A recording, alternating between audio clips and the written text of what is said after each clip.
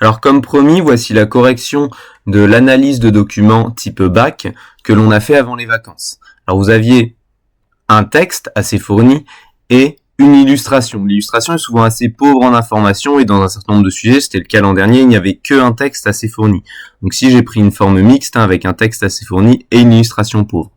Donc en fonction du sujet qui tombe au bac, vous aurez ou pas un deuxième document en complément. Alors vous voyez ici, j'ai déjà fait mon brouillon, c'est-à-dire que j'ai déjà souligné les passages importants qui vont me servir à répondre à ma question. Mais avant ça, il a fallu que je comprenne mon sujet. En analysant les documents et vous appuyant sur vos connaissances, montrez que la gestion des forêts françaises s'adapte aux contraintes et usages de leur époque. Donc avant même de commencer mon sujet, j'ai un peu défini moi-même mon sujet, ce que je vais chercher. Je vais chercher quoi ?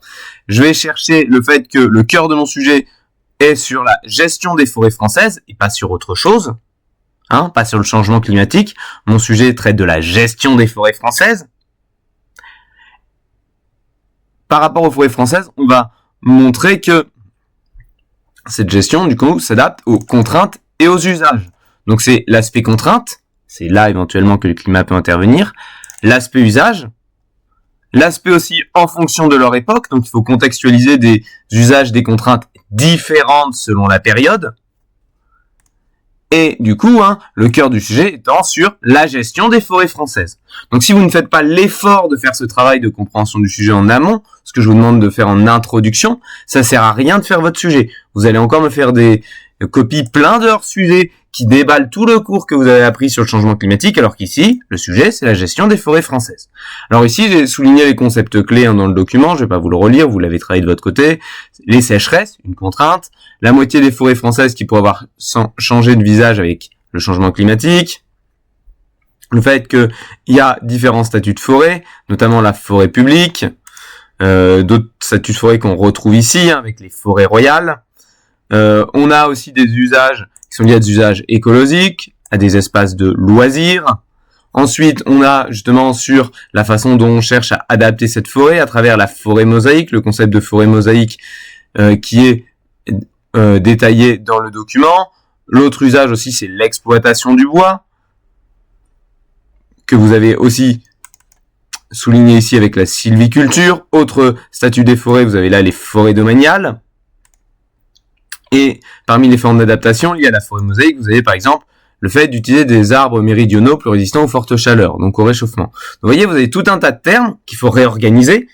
Là, je les ai pris un peu en vrac et qu'on peut mettre en relation entre eux pour faire différentes thématiques. On a des thématiques sur les statuts des forêts qui apparaissent ici, qui apparaissent là, qui apparaissent là. On a des statuts ensuite sur leur gestion, via ici le système là avec différentes parcelles. Alors on voit très bien ici les petits carrés qui est le système de taillis qu'on peut déduire de ce découpage. On a la sylviculture qu'on voit ici dans les usages qu'on peut voir aussi ici à travers les chemins sylvicoles entre les taillis.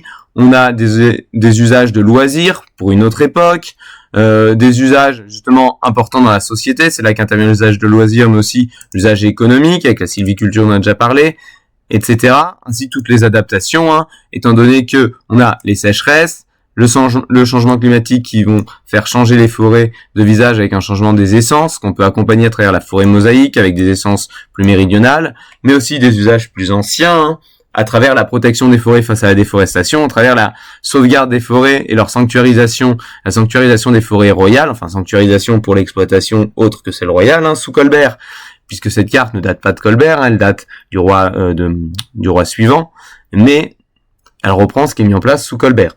Donc voilà, vous avez tout un tas de thèmes que vous pouviez comme ça souligner, vous pouvez faire ensuite votre checklist, les réunir, et du coup comme thématique on avait forêt publique et forêt domaniale, et forêt royale, le statut des forêts. Vous voyez là je suis en train de faire mon brouillon.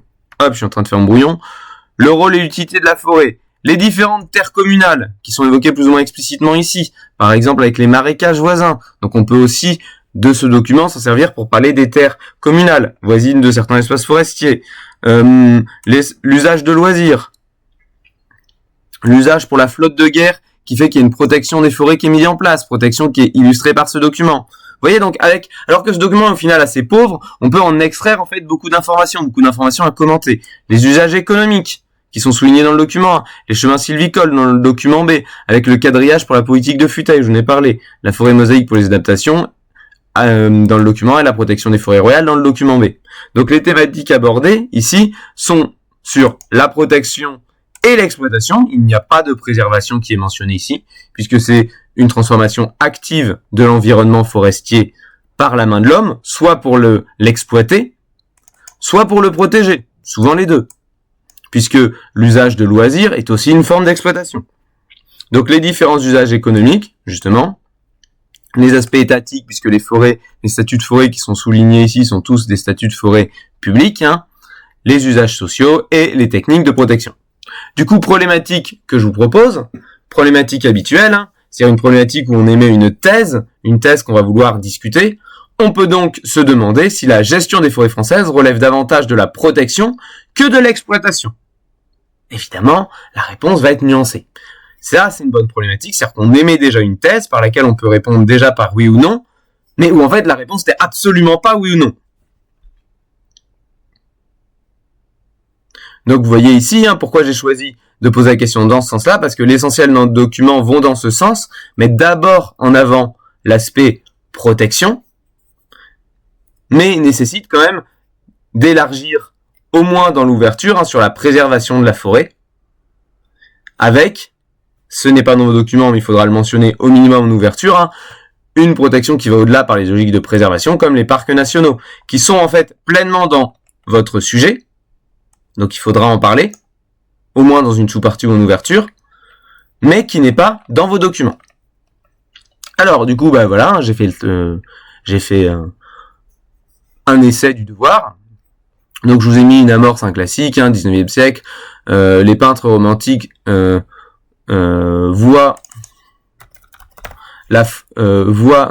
dans la forêt une nature authentique sauvage en rupture avec les larges paysages agricoles marquant l'anthropisation des espaces par l'homme. C'est oublier que les forêts sont depuis des siècles marquées par la main de l'homme. Nous allons donc étudier comment la gestion des forêts françaises s'adapte aux contraintes et usages de leur époque. Donc ça c'est mon amorce et ça c'est mon sujet que je redonne. Ensuite je définis mon sujet. Tout d'abord en présentant les documents. Pour étudier cela, on s'appuie sur le document B. Pourquoi je commence par le document B? Parce qu'il est antérieur, donc c'est plus simple en fait pour la présentation. On n'est pas obligé de les présenter dans l'ordre. Donc ici c'est une carte de Cassini, je donne la nature, par des astrologues et cartographes royaux, qui nous donnent un aperçu de la géographie de certaines forêts sous l'Ancien Régime. Donc par là, on explicite à quoi le document va nous servir, sans déjà donner son contenu qu'on va commenter plus tard, alors que celui-ci, et là je donne le contexte, a initié une politique active de gestion des forêts à partir de la Grande Charte de Colbert de 1669. Donc vous voyez là l'enjeu historique, je le donne pour me servir de mon contexte. Donc on est après, mais on est dans une forêt qui est protégée par ce cadre. Pour avoir des informations plus récentes, le document A est une description des stratégies que met en place l'ONF. Donc je présente mon document et mon auteur, qui est l'Office national des forêts chargé de l'entretien de forêts publiques, pour protéger celles-ci face à mon contexte qui est les évolutions climatiques liées au réchauffement. Donc vous voyez, alors ça c'est une note que j'ai mise. J'ai présenté le document B en premier, car il donne un recul avant le document A, et j'ai cherché à placer ces deux documents dans leur contexte de protection des forêts. Donc si le contexte que j'ai sélectionné pour les présenter, c'est celui de protection des forêts, puisque je vais orienter ma problématique dessus. Et du coup, en s'appuyant sur le document, on peut donc se demander si, et là je vois la problématique, la gestion des forêts françaises relève davantage de la protection que de l'exploitation. Pour le plan là, comme je vous ai mis avec les notes, je reste sur quelque chose de simple, que vous pouvez faire en 2 heures, puisqu'il y a une contrainte de temps pour cette épreuve. Donc, à la ligne linéaire. Pour cela, on peut voir dans un premier temps comment cette gestion a cherché à s'adapter aux différents usages et formes d'exploitation de l'époque, avant de voir dans un second temps comment cette protection a aussi pris en compte les contraintes extérieures. Donc, dans un premier temps, des adaptations pour s'adapter à l'époque, aux contraintes de l'époque, et ensuite des contraintes extérieures. C'est à la fois un plan simple, mais suffisamment large pour ne pas être trop bateau et catalogue. Car, en effet, si dans le plan, je reprends très simplement les thématiques grand 1 usage, grand 2 contraintes, je les formule de manière à montrer qu'il y a une plus grande complexité. Donc, grand 1, l'adaptation aux usages. Alors, évidemment, là, c'est mon plan réel, c'est-à-dire mon plan simplifié, celui que je présente de manière plus complexe. Mais ici, je mets la forme simple pour moi, pour mes notes à moi. Mais il faut, montrer qu'il y a une complexité dans cette présentation. Et que c'est pas juste grand 1 que c'est pas juste grand 1 usage, grand 2 contrainte. Donc comment ça s'adapte aux usages? Tout d'abord, première sous-partie, qui va chercher à expliquer qu'on a un usage économique qui est basé sur la sylviculture, et donc que face à cet usage, on a une gestion des forêts françaises qui vise à protéger les forêts pour organiser l'exploitation de ces ressources, ça principalement le bois. Donc pour cela, on peut s'appuyer notamment sur le document B avec les chemins sylvicoles dans la principale forêt royale du document, pouvant servir à la politique des futaies, puisque la forêt est découpée en parcelles, certaines étant coupées les unes après les autres pour être reboisées de manière géométrique. Alors, donc là, j'ai ma citation, je l'explique. Pourquoi est-ce qu'on a cette politique? Parce qu'on a un besoin important en bois, qui est le principal matériel de construction à l'époque, et cela jusqu'à la révolution industrielle, et notamment que c'est un matériel stratégique pour la flotte de guerre sous l'Ancien Régime. Mais la sylviculture reste aussi la principale économie forestière aujourd'hui. Deuxième élément d'explication, qui s'appuie cette fois sur des citations du document A que je vous ai mis ici entre guillemets avec les lignes, puisqu'une citation, ça se met toujours entre guillemets avec les lignes, au moins quelques mots. Donc toutes les copies qui m'ont vaguement paraphrasé le document sans le citer, vous êtes en train de vous appuyer sur le document, donc vous mettez la citation entre guillemets avec la ligne. Parce que des fois, on lit le document, on est au milieu d'un tas de copies, on comprend pas que vous êtes en train de citer le document. On sait pas si vous paraphrasez, si vous maîtrisez tellement mal votre sujet que juste vous récitez votre document. Donc, faut distinguer la citation de l'explication, visuellement par les guillemets et la ligne. Donc, cette forêt, aujourd'hui, c'est-à-dire pas sous l'Ancien Régime, elle est souvent gérée par l'ONF, qui est mentionné aussi dans le document A, et reste la principale, dont le bois reste la principale ressource, permettant de financer l'entretien des forêts. En effet, l'ONF, c'est aussi des bûcherons, c'est aussi des gens qui vont couper et vendre le bois. Et l'exploitation du bois, entretenir les forêts, ça coûte cher, et donc vendre le bois des forêts, c'est la principale ressource qui permet de fournir l'entretien des forêts. On l'avait vu en classe. Y compris des forêts publiques, mentionnées ligne 13, comme des forêts domaniales, mentionnées ligne 17. Sous-partie suivante. On a donc un entretien des forêts indispensable à d'autres types d'usages qui, du coup, vont provoquer, là aussi, une organisation de l'espace qui relève davantage de la protection que de la préservation. Donc c'est bien de montrer au correcteur, puisque le correcteur a préparé, et lui-même un prof d'AGSP, a préparé ses élèves sur les notions de protection et de préservation, donc de montrer dans votre argumentation que vous les maîtrisez. Là, j'utilise vraiment un plan très canon, qui utilise vraiment les notions vues en classe, que vous ayez suivi mon cours ou celui d'un collègue. Document A, ligne 18, en effet, il est mentionné que autre usage social de la forêt comme espace de loisir. Alors là, je récite mon cours, forêt devenue espace d'agrément depuis le 19e siècle avec le romantisme. Les propriétaires de forêts publiques de forêts, notamment publiques, sont obligés, il manque la virgule pour pas se perdre, sont obligés d'assurer l'entretien des chemins contre les accidents, couper les branches, etc., souvent sous-traités à l'ONF, qui du coup, pour se financer, on l'a dit, se finance aussi par la vente du bois. Les deux activités sont complémentaires. On pourrait le rajouter ici. Je l'ai pas mis, mais je vous laisse le rajouter vous dans la correction.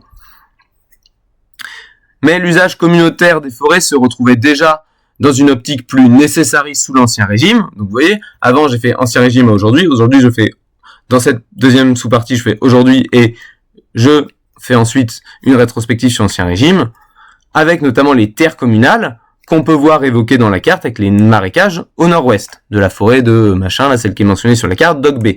Donc là vous avez ma citation.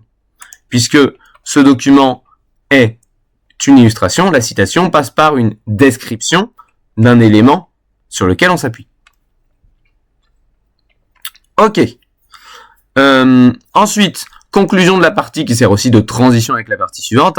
L'exploitation de la forêt passe donc par son organisation, que cela soit de manière bien ordonnée dans la tradition de l'Ancien Régime ou de manière plus naturelle pour donner l'impression aux promeneurs d'une forêt sauvage, cas plus contemporain, mais une protection un peu plus sévère s'impose face aux risques extérieurs qu'encourent les forêts. Et donc ma deuxième partie, protection face aux contraintes, qui ça en fait est ma partie non dit, mais que j'ai formulée de manière plus complexe, pour montrer que je vais pas juste faire grand 1 usage, grand 2 contraintes. Première sous-partie, un risque de surexploitation qui nécessite une véritable protection d'espace. Et là, je je reviens un peu sur la logique de ma première partie en commençant par le document historiquement plus ancien, voilà, où surexploitation du bois sous l'Ancien Régime nécessite des mesures de protection avec les forêts royales, le marquage des arbres, etc. Là, je vous laisse étaler votre cours sur comment ils protègent les forêts à cette époque-là. Voilà. Ce qui donne lieu à des statuts que l'on retrouve encore aujourd'hui à travers les forêts publiques, document A. Donc là, je vous laisse citer les éléments qu'on avait soulignés, la document A, forêt domaniale, etc. et surtout forêt nationale, puisque certaines de ces forêts, notamment les forêts nationales, sont en fait les héritières des anciennes forêts royales, dont l'État a récupéré la propriété, ou plutôt a gardé la propriété malgré la chute de la monarchie. Donc on a changé royal par national, mais c'est toujours les forêts d'État. Donc après, mon explication, ça relève avant tout une logique de protection qui organise la forêt pour mieux l'exploiter. Donc, vous voyez, je montre tout de suite à mon correcteur que je suis pas juste dans grand 1, exploitation, grand 2, contrainte. Là, je montre une contrainte qui est liée à l'exploitation, qui relève donc davantage d'une protection que d'une logique de préservation dans le but de la laisser immaculée. Voilà, ça c'est la chose que justement on n'est pas en train de faire. On est en train de la protéger pour l'exploitation plutôt que d'une préservation qui vise à laisser immaculée. Ce dernier aspect est cantonné à des espaces délimités que sont les parcs nationaux et régionaux. Donc ce dernier aspect, la préservation. On a donc une logique de préservation sur certains territoires, mais c'est la protection qui demeure sur la majorité d'entre eux. Regardez, c'est intelligent ce que j'ai fait dans cette partie. C'est-à-dire que j'ai commencé mon explication en approfondissant ma citation, pour montrer en fait que ce qu'on voit dans les documents, c'est une logique de protection et pas une logique de préservation. Et ensuite, dans la continuité de mon explication, je me suis détaché de mon document pour faire le lien avec un autre aspect pas du tout évoqué dans les documents, mais pourtant indispensable au traitement du sujet que je vous ai donné, à savoir la préservation avec les parcs nationaux. Donc cet aspect de préservation, il est néanmoins bel et bien présent, mais dans un espace délimité, mais ne domine pas. Vous voyez ? Donc là, j'ai casé la connaissance qui était attendue de manière intelligente en digressant à partir d'une citation. Autre élément d'explication. Par ailleurs, si cette protection s'applique surtout sur les forêts publiques, les 3/4 des forêts françaises actuellement sont des forêts privées, avant tout destinées à l'exploitation de leurs propriétaires. Donc là, je viens apporter une nuance en soulignant le troisième statut de forêt dont on n'a pas parlé, à part les forêts publiques, nationales et domaniales, les forêts vraiment parcs nationaux qui sont publics, le fait que la majorité des forêts, c'est des forêts privées. Parce que oui, tous nos documents parlent de forêts publiques, donc il est bien de souligner que si on traite des forêts publiques, la majorité des forêts en France sont privées. Deuxième sous-partie plus courte. Pourquoi plus courte ? C'est la fin. On abrège, on fait une sous-partie un peu plus courte parce qu'on manque de temps et que tant pis, le correcteur comprendra. Une protection qui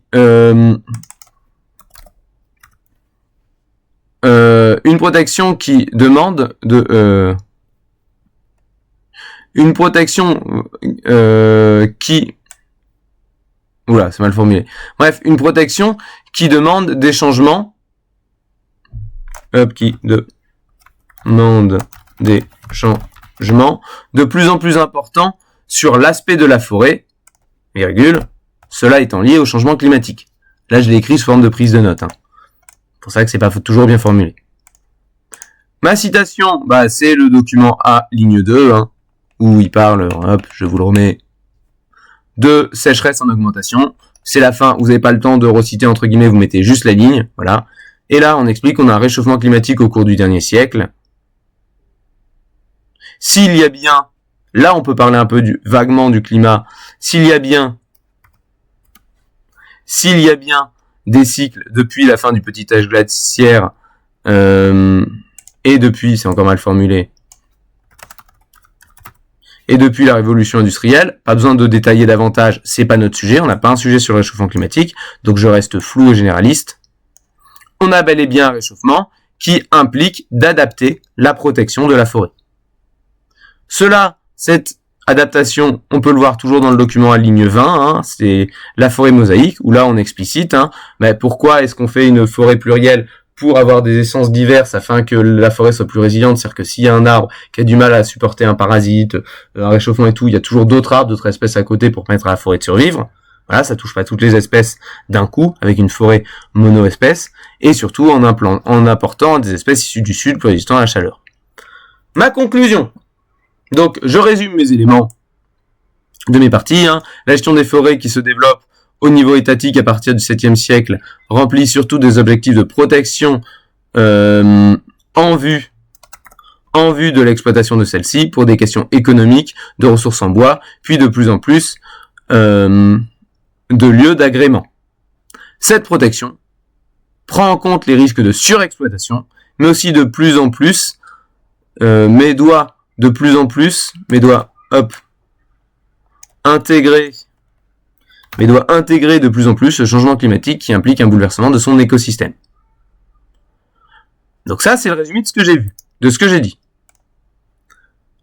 Mais j'ai pas répondu à la problématique. On est donc bien sur un processus de transformation de la forêt relevant davantage de la protection que de la préservation stricto sensu. Préservation, c'est peut-être mieux de le répéter comme ça. Préservation qui reste réservée à quelques espaces que sont les parcs naturels et régionaux. Il me manque une ouverture. On peut donc se demander si la logique de préservation d'un environnement et de son écosystème n'est pas dépassée face à la nécessité d'aider celui-ci à s'adapter au changement climatique. Et là, c'est une réflexion intéressante, c'est-à-dire que vous ouvrez non pas avec une question floue, vague, ou dont on connaît déjà la réponse, mais avec un vrai questionnement intéressant, c'est, vu que le changement climatique impose en fait de transformer les forêts, puisqu'elles vont être transformées, est-ce que la préservation, c'est-à-dire les garder telles quelles sans y toucher, n'est pas un concept de protection dépassé? Bien évidemment, point d'interrogation, parce qu'on ne prétend pas apporter la réponse, on n'a pas la science infuse. Voilà, je vous laisse reprendre tout ça, je vous laisse mettre pause si vous voulez, je vous le redéfile très lentement. Ça, c'est vos documents. Ça, c'est mon brouillon, où je réfléchis, j'en tire une problématique. Voilà pourquoi j'ai fait cette problématique. Mon introduction avec les commentaires en gras. Première partie, phrase de transition. Deuxième partie, conclusion.